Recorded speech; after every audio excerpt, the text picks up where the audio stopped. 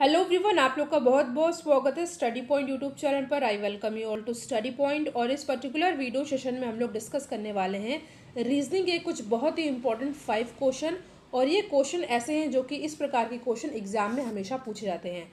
तो डिस्कशन को स्टार्ट करने से पहले वीडियो को आप लोग लाइक ज़रूर कीजिएगा, इसको ज़्यादा से ज़्यादा अपने फ्रेंड सर्कल में शेयर भी ज़रूर करिएगा। 5 के 5 क्वेश्चन आपको अच्छे से तैयार कर देना है, आपके आने वाले एग्जाम के लिए बहुत ही ज़्यादा इंपॉर्टेंट है। तो चलिए हम लोग अपना डिस्कशन स्टार्ट करते हैं।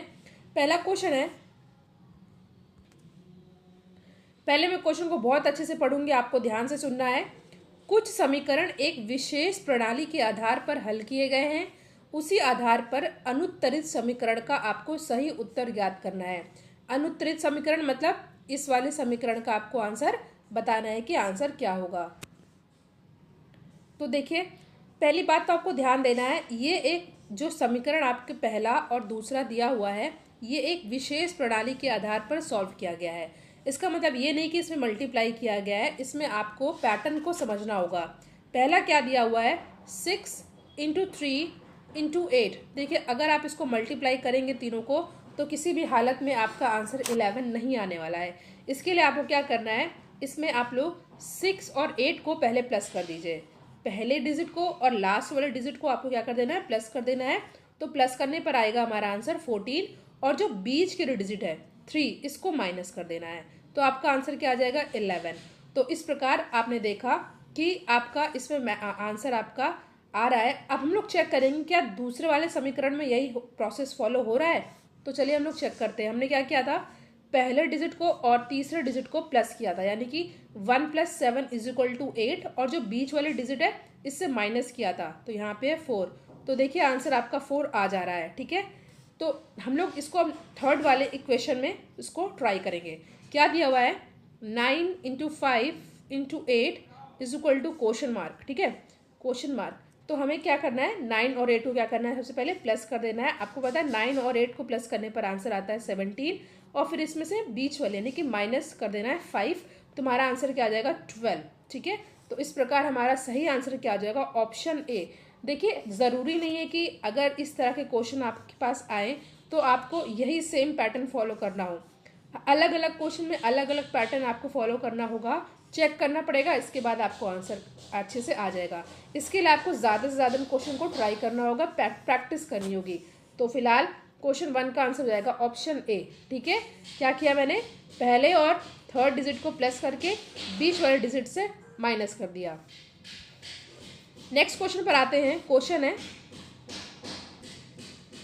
अगला क्वेश्चन में ध्यान से देखिएगा। इस तरह का एक क्वेश्चन आपको एग्जाम में जरूर देखने को मिलता है। चलिए हम लोग देखते हैं क्वेश्चन क्या कह रहा है। क्वेश्चन है, निम्नलिखित विकल्पों में से वह शब्द चुनिए जो दिए गए शब्द के अक्षरों का प्रयोग करके नहीं बनाया जा सकता है। शब्द क्या क्या दिया हुआ है आपके सामने, train, land, ration and national, ठीक है। तो आपको बताना है कि कौन सा ऐसा शब्द है जो ट्रेडिशनल का यूज़ करके इसमें से नहीं बनाया जा सकता है। तो पहला तो दिया है ट्रेन। इस वाले क्वेश्चन में आपको सिंपली ही आपको सारी स्पेलिंग चेक कर लेनी होती है, सारे अल्फ़ाबेट चेक कर लेना। तो सबसे पहले दिया हुआ है ट्रेन। देखिए, टी भी दिया हुआ है, आर भी दिया हुआ है, ए भी दिया हुआ है, आई भी दिया हुआ है और एन भी दिया हुआ है। तो ये शब्द तो बनाया जा सकता है। तो हमारा आंसर ये नहीं होगा, ठीक है, क्योंकि ट्रेन हम लोग ट्रेडिशनल के अल्फ़ाबेट यूज़ करके बना सकते हैं। सेकंड दिया हुआ लैंड, ठीक है। तो एल भी है, ए भी है, एन भी है और डी भी है। तो लैंड भी हमारा आंसर सही नहीं होगा।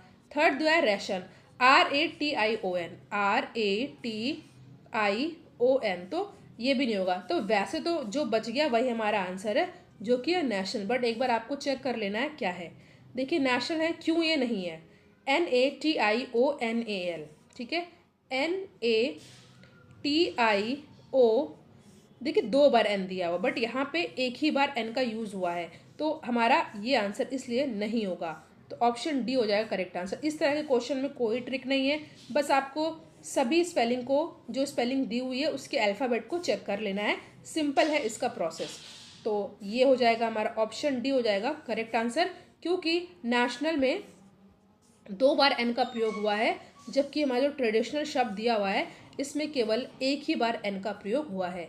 तो ऑप्शन डी हो जाएगा हमारा करेक्ट आंसर। देखिए, थर्ड क्वेश्चन पर आते हैं हम लोग। देखिए, आपको वीडियो को लाइक कर देना है और इसको ज़्यादा से ज़्यादा अपने फ्रेंड सर्कल में शेयर भी करना है, ठीक है। इससे पहले मैथ्स का एक वीडियो चैनल पर अपलोड हुआ है, उसको भी आप लोग देखिएगा। उस तरह के क्वेश्चन एग्जाम में ज़रूर पूछे जाते हैं। थर्ड क्वेश्चन आपके सामने, चित्र में दिखाए गए शीट के अनुसार, ये ठीक है, इसके अनुसार एक बॉक्स बनाया जा सकता है। बॉक्स में एम के विपरीत सतह पर कौन सा अक्षर होगा। डाइस से क्वेश्चन है, डाइस को ओपन कर दिया हुआ है। आपको पता है पहले का अपोजिट क्या होता है, थर्ड, ठीक है। ये अगर आप इसको चेक करते हैं, सबसे पहले हम लोग जो वर्टिकल दिया हुआ है इसको चेक करते हैं, ठीक है। इस तरह के क्वेश्चन में हम ऐसे ही करते हैं। तो वर्टिकल दिया हुआ है KLMN, तो आपसे इसमें M का विपरीत पूछा है, ठीक है। तो जो हमारा K के अपोजिट है वो क्या हो जाएगा, K के अपोजिट हमारा हो जाएगा M, ठीक है। K के अपोजिट क्या हो जाता है, M, और उसके बाद बचा क्या है, M। तो यही हमारा पूछा है ना कि M के विपरीत सतह क्या होगा। और अगर आपसे और भी अल्फ़ाबेट पूछा जाए तो L के विपरीत क्या हो जाएगा, N, और J के विपरीत क्या हो जाएगा, O। अगर ये पूछा जाता तो मैं आपसे बता रही हूँ, फिलहाल जो हमारा क्वेश्चन पूछा है कि M के विपरीत सतह पर कौन सा अक्षर होगा, तो ये हो जाएगा आपका K, क्योंकि 1 का अपोजिट हमेशा 3 होता है, ठीक है। K का M होगा और M का K होगा, ठीक है। और मैंने आपको बताया कि अगर L का पूछता तो N हो जाता, J का पूछता तो O हो जाता, इसी तरह वाइस वर्सा, O का पूछता तो J हो जाता और N का पूछता तो L हो जाता। तो फिलहाल हमारा ऑप्शन A हो जाएगा सही आंसर। नेक्स्ट क्वेश्चन पर आते हैं हम लोग। चौथा क्वेश्चन है, इस तरह के क्वेश्चन तो एग्जाम में हमेशा ही एक पूछे जाते हैं, ठीक है। क्या है क्वेश्चन, क्वेश्चन है नीचे दी गई प्रश्न का सही वेन आरेख बताना है, यानी कि वेन डायग्राम आपको सही से बताना है। क्या क्या दिया हुआ है, नागरिक, शिक्षित और मनुष्य, ठीक है।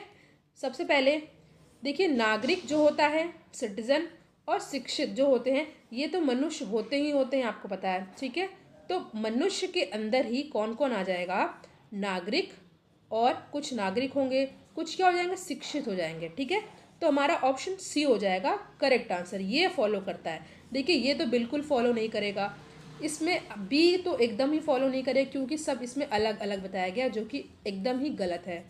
फर्स्ट वाला इसमें बताया कि एक का रिलेशन दूसरे से है, बट तीसरा बिल्कुल ही अलग है, बट ये भी एकदम ही गलत है। और चौथा ये बताया गया है कि सब थोड़े थोड़े हैं, बट ऐसा नहीं है, क्योंकि मनुष्य के अंदर ही, देखिए मनुष्य के अंदर ही कुछ नागरिक होंगे, ठीक है, और शिक्षित भी होंगे, मतलब शिक्षित नागरिक दोनों से इंटर रिलेट करेगा, और जो कि पूरा की पूरी तरह इंटर रिलेट करेगा किससे, मनुष्य से, ठीक है। तो ऑप्शन C हो जाएगा हमारा करेक्ट आंसर, ठीक है, नागरिक, शिक्षित और मनुष्य। हमारा लास्ट क्वेश्चन है, इसको आपको बहुत ही ध्यान से आपको इसमें ध्यान देना है। क्वेश्चन क्या कह रहा है, क्वेश्चन है निम्नलिखित प्रश्नों में दिए गए विकल्पों में से संबंधित संख्या को चुनिए। रिलेशन आपको बताना है, इसको एनालॉजी भी कह सकते हैं हम लोग, इसमें आपको रिलेशन इस्टेब्लिश करना होता है। तो देखिए क्या दिया हुआ है, 32 and 13, then question mark and question mark. अब आपके सामने 4 ऑप्शन दिया हुआ है, A, B, C, D। आपको बताना है कि इसमें आपका सही आंसर क्या होगा। पहले हम लोग चेक कर लेते हैं दोनों के डिफरेंस को, यानी कि दोनों के अंतर को। जैसा कि दिया हुआ है 32 माइनस 13, ये क्या आएगा आपका, आएगा ये आपका आएगा 19। तो इसको हम लोग चेक करना है कि आगे ये फॉलो होता है ऑप्शन में। तो यहाँ पे दिया हुआ है 51 माइनस 36, बिल्कुल ही फॉलो नहीं होगा, यहाँ पे 19 नहीं आएगा, ठीक है। ऐसा ही अगर एक में नहीं आया तो हमारा ये एनालॉजी नहीं बनेगा। नेक्स्ट देखते हैं हम लोग, नेक्स्ट हम लोग क्या देखते हैं, इसमें पहला क्या दिया हुआ है 3 एंड 2, और अच्छे से चेक करते हैं इसको, और यहाँ पे 30 हम लोग लिख लेते हैं।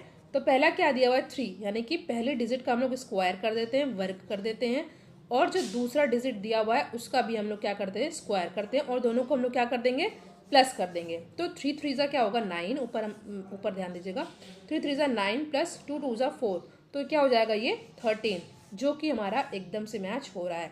तो यही रिलेशन देखना है कि हमें किस में फॉलो होता है।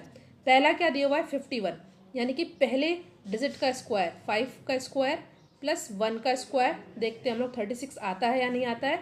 तो 5 5 25 प्लस 1, ये तो आया 26, तो ये हमारा फॉलो नहीं हो रहा है, ठीक है। नेक्स्ट हम लोग चेक करते हैं, नेक्स्ट क्या दिया हुआ है 83, इसका 1 to 1 आना चाहिए। तो यानी कि पहला डिजिट का स्क्वायर 64 प्लस 3 का स्क्वायर 9, क्या इसको प्लस करने में 121 आ रहा है? नहीं आ रहा है, तो ये भी हमारा नहीं सही होगा। थर्ड क्या दिया हुआ है? 7 और 1, यानी कि 7 का स्क्वायर प्लस 1 का स्क्वायर, तो 7 7 ज़ा 49 प्लस 1 का स्क्वायर 150 आ रहा है, तो ये हमारा फॉलो नहीं हो रहा है।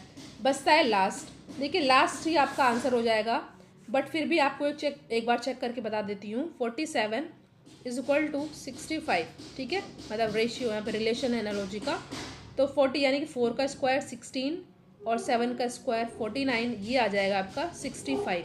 तो इस तरह ये आंसर हो जाएगा आपका 65 फॉलो कर रहा है, तो डी हो जाएगा हमारा करेक्ट आंसर। क्या किया मैंने, क्या कौन सी एनालॉजी इसमें स्टैब्लिश की है?